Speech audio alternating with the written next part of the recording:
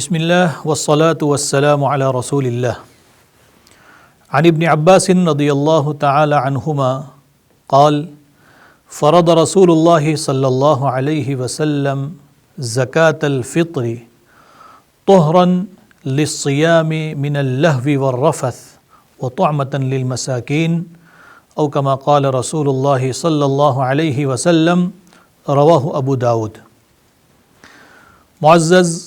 ناظرین، آج کی ہماری مجلس میں عنوان ہے صدقہ فطر۔ صدقہ فطر کی حقیقت کیا ہے؟ صدقہ فطر کیوں لازم کیا گیا ہے اور صدقہ فطر کی کیا مقدار ہے؟ رمضان کا مبارک مہینہ اللہ رب العزت نے ہمیں اپنی اطاعت فرما برداری کے لیے عطا فرمایا ہے، اور الحمدللہ ہر غیرت مند مسلمان مبارک مہینے میں اپنے آپ کو غلط حرکتوں سے، نامناسب اعمال سے بچانے کی کوشش کرتا ہے، اور جہاں تک ممکن ہو نیکیوں کی طرف مائل اور متوجہ رہتا ہے۔ اس کے باوجود انسان ہونے کے ناطے بشریت کے تقاضے سے بہت ساری نامناسب حرکتوں میں انسان پڑ جاتا ہے، بہت سے نامناسب اعمال اس سے سرزد ہو جاتے ہیں، بلکہ کچھ چھوٹے موٹے گناہ بھی اس سے صادر ہو جاتے ہیں۔ اس مبارک مہینے میں ایسی چیزوں کا صادر ہو جانا یہ بہت سنگین جرم ہو سکتا ہے، لیکن قربان جائیں اللہ کی رحمتوں کے کہ اللہ رب العزت نے ان غلطیوں کی تلافی کے لیے بھی ہمیں راستہ بتا دیا ہے اور آسان کر دیا ہے۔ اللہ کے رسول صلی اللہ علیہ وسلم کی جو حدیث ابھی آپ کے سامنے پیش کی گئی، ابو داؤد شریف کی روایت ہے۔ اللہ کے رسول صلی اللہ علیہ وسلم کے چچا زاد بھائی عبداللہ ابن عباس رضی اللہ عنہما اس روایت کے راوی ہیں۔ وہ فرماتے ہیں کہ اللہ کے رسول صلی اللہ علیہ وسلم نے صدقہ فطر کو لازم قرار دیا ہے، اور اس کو لازم کرنے کے پیچھے دو مقصد ہیں۔ ایک ہے طہرا للصیام من اللہو والرفث، کہ روزے کی حالت میں روزے دار سے بہت سی لایعنی باتیں، فضول باتیں، نامناسب باتیں صادر ہو جاتی ہیں، زبان سے نکل جاتی ہیں، تو اس کی وجہ سے روزے میں ایک قسم کی کمی اور ایک قسم کا نقص پیدا ہو جاتا ہے۔ تو اس کی تلافی کے لیے اللہ کے رسول صلی اللہ علیہ وسلم نے صدقہ فطر کو لازم قرار دیا، اور دوسری وجہ بتائی وطعمة للمساکین، اور صدقہ فطر یہ ضرورت مندوں، غریبوں کے لیے کھانے کے اسباب فراہم کرنے کے لیے ہے۔ معزز حضرات، اس روایت سے ہمیں بہت ساری چیزوں کے بارے میں رہنمائی حاصل ہوتی ہے۔ سب سے پہلی چیز جو ہمیں اس روایت سے معلوم ہوتی ہے وہ یہ ہے کہ صدقہ فطر یہ کوئی نفلی صدقہ نہیں ہے، یعنی اگر آدمی کا من چاہے تو دیوے ورنہ نہ دیوے، ایسی بات نہیں ہے، بلکہ حدیث پاک میں فرمایا فرض رسول اللہ صلی اللہ علیہ وسلم، اللہ کے رسول صلی اللہ علیہ وسلم نے صدقہ فطر کو لازم قرار دیا ہے، فرض کا لفظ آیا ہے۔ اس روایت کی بنیاد پر علماء کرام نے لکھا ہے کہ جس آدمی کے پاس نصاب کے برابر مال ہو، بھلے وہ ضرورت سے زائد جو مال نصاب کے برابر ہے وہ مال نامی بڑھنے والا مال نہ ہو، سونا چاندی اور کیش کی صورت میں نہ ہو جو زکوٰۃ کے لیے ضروری ہے، جو ضرورت سے زائد مال ہے وہ اگر نصاب کے برابر ہو، اس کی قیمت 52.5 تولہ چاندی کے برابر یا اس سے زائد ہو، اور بھلے اس کے اوپر سال نہ گزرا ہوا ہو، لیکن جو آدمی عید کی صبح صادق کے وقت اگر نصاب کے برابر مال کا مالک ہو تو ایسے آدمی پر صدقہ فطر لازم ہے۔ صدقہ فطر اپنی طرف سے بھی ادا کرنا لازم ہے، اور اپنے چھوٹے جو بال بچے ہیں تو ان کی طرف سے بھی ادا کرنا لازم ہے، اور اپنی گھر والی کی طرف سے بھی ادا کر دیا جاوے۔ صدقہ فطر کی مقدار کیا ہے؟ صدقہ فطر میں کیا کیا چیزیں دی جاتی ہیں؟ تو احادیث مبارکہ میں اللہ کے رسول صلی اللہ علیہ وسلم نے زیادہ تر 4 چیزوں کو ذکر فرمایا ہے۔ آدھا سا گیہوں، 1 سا کشمش، 1 سا جو یا 1 سا کھجور، یہ 4 چیزوں کا ذکر کثرت سے آتا ہے۔ بعض روایتوں میں پنیر کا ذکر بھی آیا ہے کہ 1 سا پنیر دیا جائے۔ اب یہ سا اور آدھا سا جو ہے یہ پرانے زمانے کی ایک مقدار ہوتی تھی۔ موجودہ زمانے میں 1 سا کی مقدار تقریباً 3.5 کلو کے قریب ہوتی ہے۔ اس اعتبار سے آدھے سا کی مقدار جو ہے وہ 1.25 کلو کے قریب ہوتی ہے۔ گویا اللہ کے رسول صلی اللہ علیہ وسلم نے گیہوں کے بارے میں جو فرمایا ہے کہ نصف صاع من بر، آدھا سا گیہوں دیا جائے، یعنی موجودہ زمانے کے اعتبار سے 1.25 کلو گیہوں ادا کیے جائیں گے یا اس کی قیمت ادا کی جائے گی۔ اور اس کے آگے فرمایا کہ 1 سا جو ادا کیا جائے، یعنی 3.5 کلو جو یا اس کی قیمت ادا کی جائے، غریبوں کے حوالے کی جائے۔ تیسرے نمبر پر فرمایا کہ 1 سا کھجور دیے جائیں، یعنی 3.5 کلو کھجور یا اس کی قیمت ادا کی جائے۔ اور آگے فرمایا کہ 1 سا کشمش دی جائے، یعنی 3.5 کلو کشمش، جس کو منقع منوکے کہا جاتا ہے یہاں مہاراشٹر کی زبان میں، وہ دیے جائیں یا اس کی قیمت ادا کی جائے۔ اور وہ دوسری روایت کو اگر ملا لیا جائے تو 3.5 کلو پنیر یا اس کی قیمت ادا کی جائے گی۔ یہ چیزوں کو اللہ کے رسول صلی اللہ علیہ وسلم نے احادیث مبارکہ میں بیان فرمایا ہے۔ اب اس میں علماء کرام نے لکھا ہے کہ دونوں طریقے سے صدقہ فطر ادا کرنا درست ہے۔ اشیاء کی شکل میں، یعنی وہ چیز ہی ادا کر دی جائے، یعنی 1.25 کلو گیہوں ہی دے دیے جائیں، یا 3.5 کلو جو، 3.5 کلو کھجور، 3.5 کلو کشمش یا پنیر، ان میں سے کوئی ایک چیز ادا کر دی جائے۔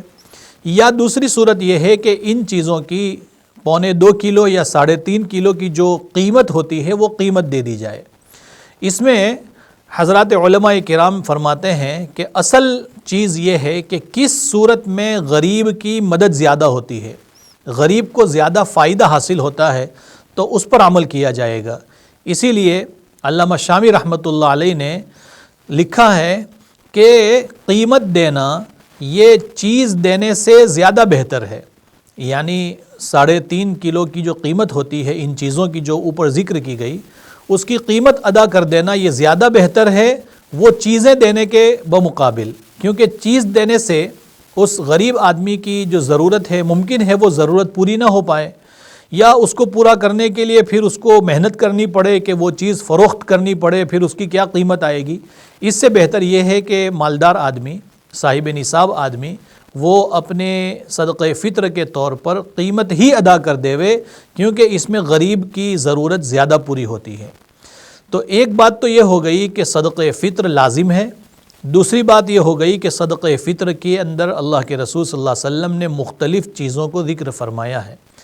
اب غور طلب بات یہ ہے کہ اللہ کے رسول صلی اللہ علیہ وسلم نے جو صدقہ فطر میں مختلف چیزوں کو ذکر فرمایا ہے، اس میں ایک تو آسانی بھی ہے،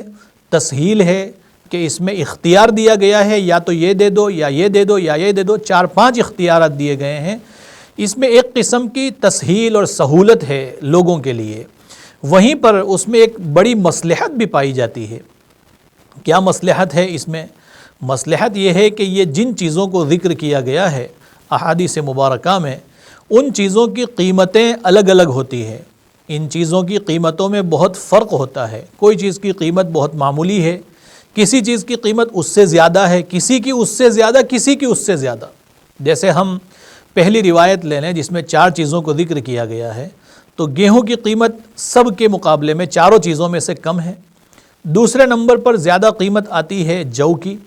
تیسرے نمبر پر اس سے زیادہ قیمت آتی ہے کھجور کی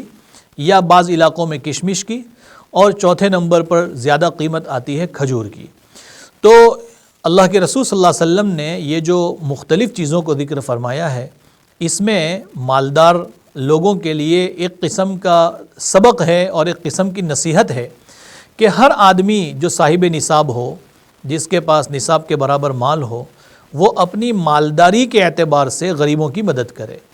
یہ نہیں ہونا چاہیے کہ ایک انسان جس کے پاس صرف بقدر نصاب مال ہے وہ بھی گیہوں کی قیمت کے اعتبار سے صدقہ فطر ادا کر رہا ہے، اور ایک انسان جس کے پاس لاکھوں روپے کا سرمایہ ہے اور وہ اس میں سے بھی جو ہے صرف گیہوں کی قیمت کے اعتبار سے صدقہ فطر ادا کر رہا ہے،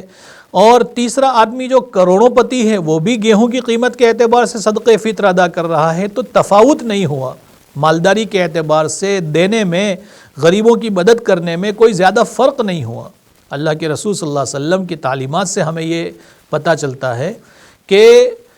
ہمیں اپنی اپنی حیثیت کے مطابق چیزوں کی قیمت ادا کرنی چاہیے۔ جو آدمی بہت زیادہ مالدار نہیں ہے، نارملی مالدار جس کو شریعت کی نظر میں سمجھا گیا ہے، ایسے لوگ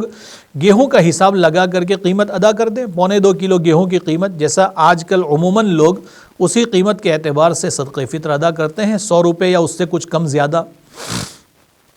اور جو آدمی اس سے زیادہ مالدار ہو اس کو جو کی قیمت لگانی چاہیے، 3.5 کلو جو کی قیمت، اور اس قیمت کے اعتبار سے اپنی آل اولاد کا صدقہ فطر ادا کرنا چاہیے۔ جو بہت زیادہ مالدار لوگ ہیں ان کو چاہیے کہ وہ بہت اعلیٰ قسم کی کشمش یا جو کھجوریں ہوتی ہے، مدینہ منورہ کی کھجور بہت عمدہ اور بہت مہنگی ہوتی ہے، یا اجوا کھجور بہت عمدہ اور بہت مہنگی ہوتی ہے، تو ان قیمتوں کو سامنے رکھ کر کے غریبوں کو صدقہ فطر ادا کرے تاکہ اس میں غریب انسان کی ضرورت زیادہ سے زیادہ پوری ہو سکے۔ اس چیز کی طرف ہمیں خاص توجہ کرنے کی ضرورت ہے۔ آخری بات جو اس روایت سے ہمیں معلوم ہوتی ہے وہ یہ ہے کہ صدقہ فطر کو لازم کرنے کے پیچھے کیا مصلحت ہے، کیوں صدقہ فطر ادا کیا جاتا ہے رمضان کے ختم ہونے پر اور عید کے دن کی صبح صادق طلوع ہونے پر۔ تو اللہ کے رسول صلی اللہ علیہ وسلم نے اس کی 2 مصلحتیں اس روایت میں ذکر فرمائی۔ پہلے نمبر پر فرمایا طہرن للصیام من اللہو والرفث، کہ روزے کی حالت میں پورے رمضان میں انسان بہت کوشش کے باوجود کوئی لہو کام کر بیٹھتا ہے، کوئی لایعنی اور فضول بات کر بیٹھتا ہے، کوئی نامناسب حرکت اس سے سرزد ہو جاتی ہے، کوئی انسان دودھ کا دھلا ہوا نہیں ہے اور کوئی انسان فرشتہ صفت نہیں ہے کہ اس سے کوئی غلطی ہی نہ ہو، وہ اپنی تمام تر کوشش کے باوجود کسی نہ کسی غلطی میں مبتلا ہو جاتا ہے۔ اب اس کی تلافی کے لیے اللہ تعالیٰ نے بہت آسان راستہ بتا دیا کہ بھائی عید کا دن صبح صادق ہوتے ہی آپ غریبوں کو صدقہ فطر دے دو، اور صدقہ فطر دینے کی وجہ سے پورے مہینے میں جو کمی کوتاہی رہ گئی ہے اللہ رب العزت اس کی تلافی فرما دیتے ہیں اور اس کوتاہی کو ختم کر دیتے ہیں۔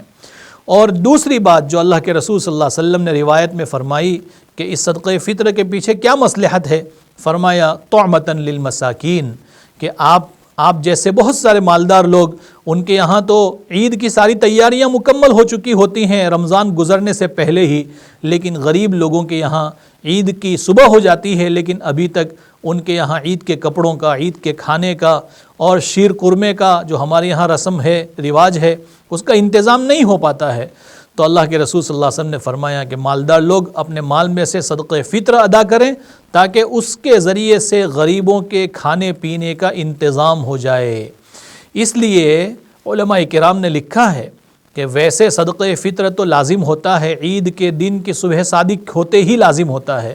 اور عید کی نماز کو جانے سے پہلے ادا کر دینا لازم ہے۔ اگر اس سے زیادہ تاخیر کرے گا تو ثواب میں کمی آئے گی اور اس کو مکروہ قرار دیا گیا ہے۔ لیکن علماء فرماتے ہیں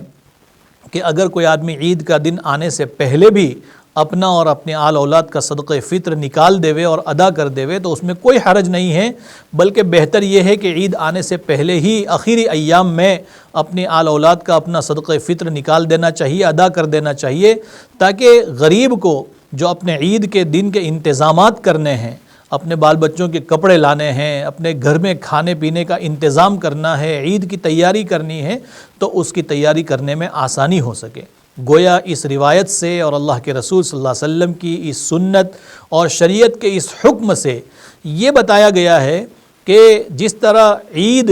آپ لوگوں کی ہے، مالداروں کی ہے، اور آپ خوشیاں منائیں گے، اسی طرح اپنی عید کی خوشیوں میں آپ ضرورت مندوں کو، اپنے آس پاس رہنے والوں کو اور مسکینوں کو اور یتیموں کو بھی آپ اسی طرح اپنی خوشیوں میں شریک کریں جس طرح آپ اپنے بال بچوں کو اپنی خوشیوں میں شریک کرتے ہیں۔ شریعت نے اس کو پسند نہیں کیا ہے کہ آپ خود جو خوشیاں منائیں اور آپ کے محلے میں، آپ کے گلی کوچے میں بہت سے غریب، یتیم، ضرورت مند بچے ایسے ہوں کہ جن کے یہاں خوشی منانے کا کوئی سامان ہی نہ ہو۔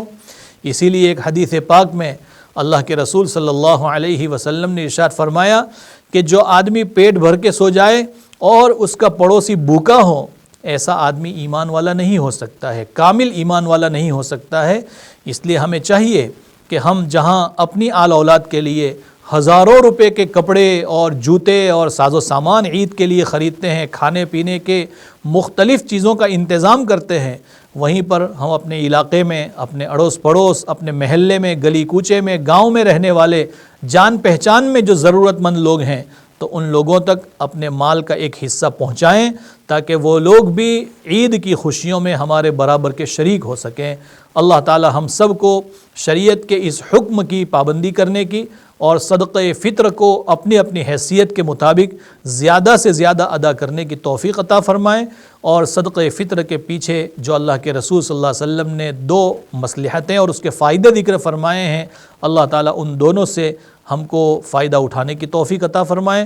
وآخر دعوانا ان الحمد للہ رب العالمین۔